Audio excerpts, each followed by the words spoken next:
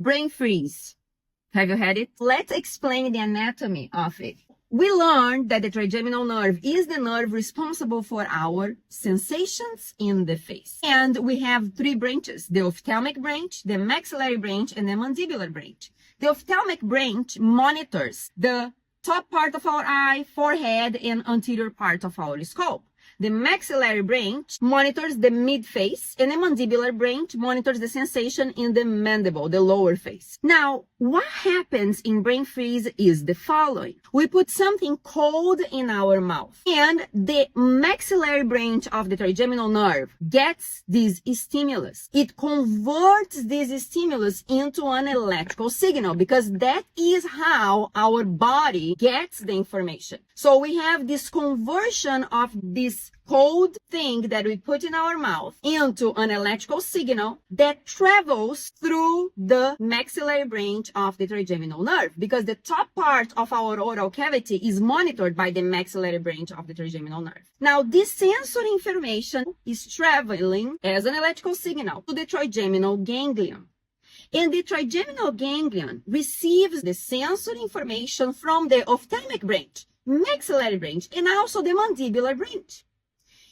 And when this sensory information of something very cold touching the top part of our mouth gets into the trigeminal ganglion, it will afterwards follow up to our brain. So our cerebral cortex can decode, can interpret this electrical signal.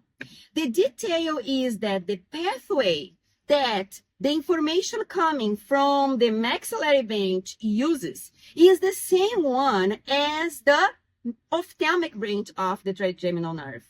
And then when this sensory information from the maxillary branch arrives in the brain interprets it as it came from the ophthalmic branch. And then we feel this cold sensation that we call brain freeze. So literally, that happens because the ophthalmic branch and the maxillary branch, they are sharing the same pathway going up to the brain, and the brain gets confused when interpreting it.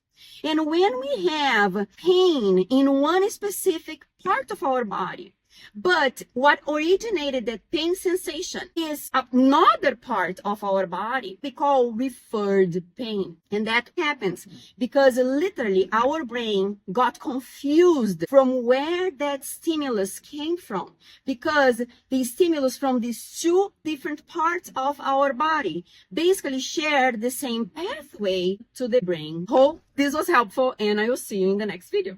Bye!